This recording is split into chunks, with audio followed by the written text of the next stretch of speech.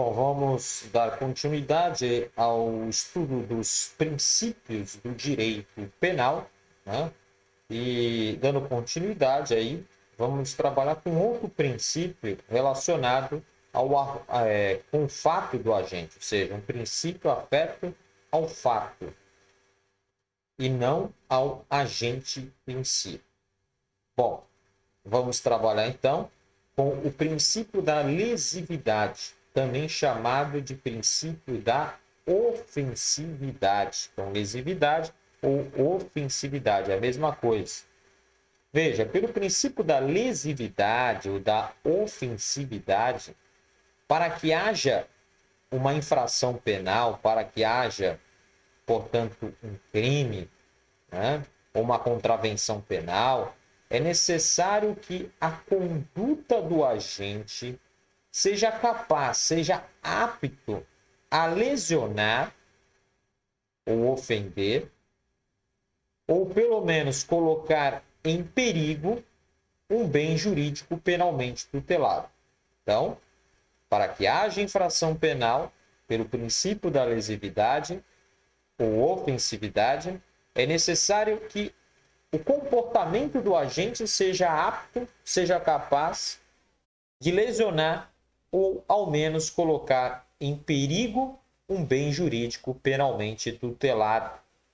Assim, para que ocorra o delito, para que ocorra a infração penal, é necessário efetiva lesão ou perigo de lesão ao bem jurídico tutelado pelo direito penal.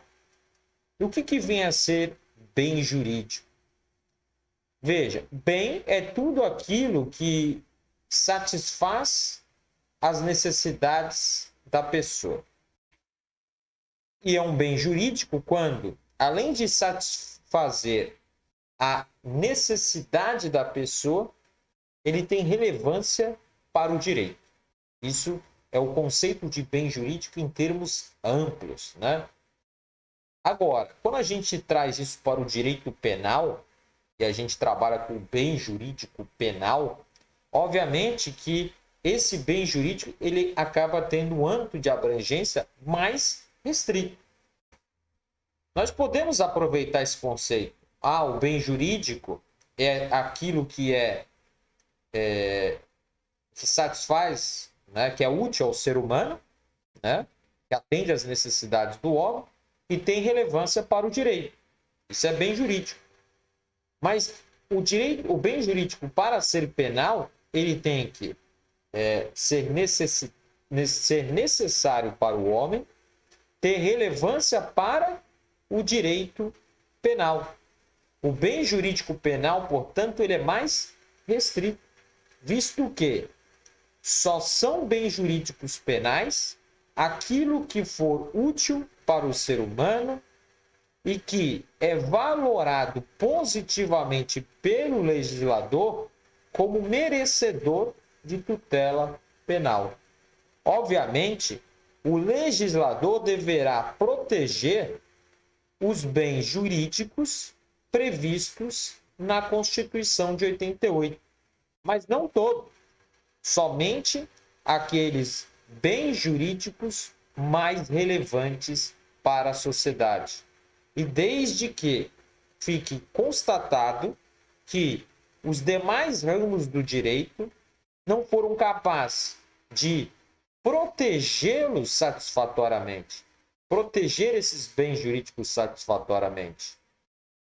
Em suma, nós podemos estabelecer um conceito mais simplificado de bem jurídico como sendo aquele valor ou interesse que é relevante para a manutenção e o desenvolvimento do indivíduo e da sociedade. Então, o bem jurídico pode ser entendido como aquele valor ou interesse relevante para a manutenção e para o desenvolvimento do indivíduo e da sociedade. Segundo o Klaus Roxin, né, dentro lá do funcionalismo do direito penal, que procura definir qual que é a missão, qual que é o papel, o objetivo do direito penal, segundo o Klaus Roxini vai nessa linha. Ele diz, ó, a missão do direito penal, o direito penal se presta a proteger os bens jurídicos. É para isso que serve o direito penal. Ao contrário lá do Jacobs, que entende que o objetivo do direito penal seria proteger a norma jurídica, né? Então, são duas vertentes aí dessa filosofia funcionalista, né, do direito penal. Então, segundo Klaus Roxin, ao dizer que a missão do direito penal é proteger bens jurídicos, significa que o direito penal não deve se preocupar com as concepções, né, com as ideias, os ideais éticos, morais, políticos, religiosos. Essas questões não devem ser preocupação do direito penal. Política, ética, moral, questões religiosas, isso não tem nada a ver com direito penal, esse tipo de discussão. E ainda, como a gente está trabalhando com os crimes de perigo, né? Como a gente está trabalhando com o princípio da lesividade, da ofensividade, né? Existe lá uma classificação dos crimes em crime de dano e crime de perigo. Crime de dano é aquele crime, né, que pressupõe, né, uma efetiva lesão ao bem jurídico, um efetivo dano. Já o crime de perigo é aquele que basta uma situação de perigo, uma situação de risco de dano ao bem jurídico penalmente tutelado. E aí a doutrina faz uma dicotomia, uma separação em crime de perigo abstrato e crime de perigo concreto. O crime de perigo abstrato é aquele em que a situação de perigo, de risco de dano, é absolutamente presumido pela lei. Portanto, cria-se uma presunção absoluta de perigo, de risco de dano. Trata-se de uma presunção iure et iure, ou iure et de iure, uma presunção absoluta, que não comporta prova em sentido contrário. Basta comprovar a prática da conduta que o perigo dela advindo é absolutamente presumido pela lei.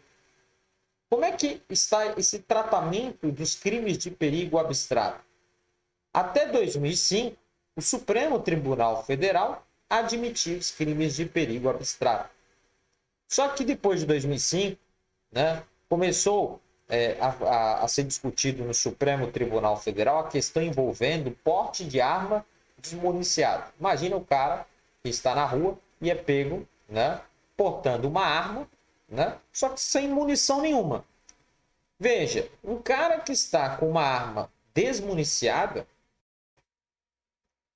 que tipo de lesão ele iria causar na pessoa? Obviamente, só se for para praticar, né, um crime de roubo, mas, por exemplo, para fins de crime de homicídio, ele é inapto, né? Esse objeto seria, né, impróprio para tal finalidade, visto que ele trata-se de uma arma que está desmuniciada.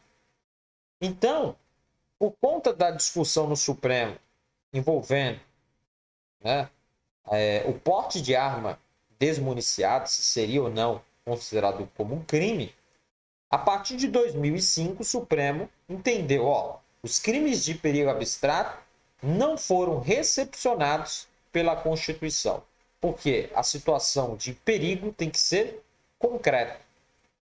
Nós não podemos presumir uma situação de perigo. Só que essa situação, esse entendimento do Supremo, depois de 2009, muda.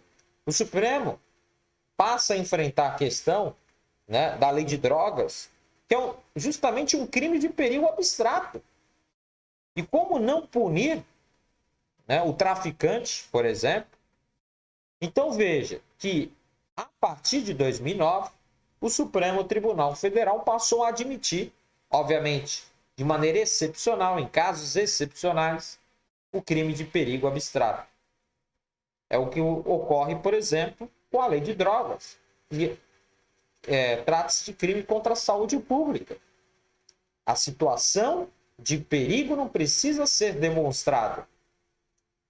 Basta praticar uma das condutas descritas na lei de drogas que o crime estará praticado. E temos, além disso, os crimes de perigo concreto. Aqui a situação de perigo deve ser demonstrada no caso concreto. Com isso, a gente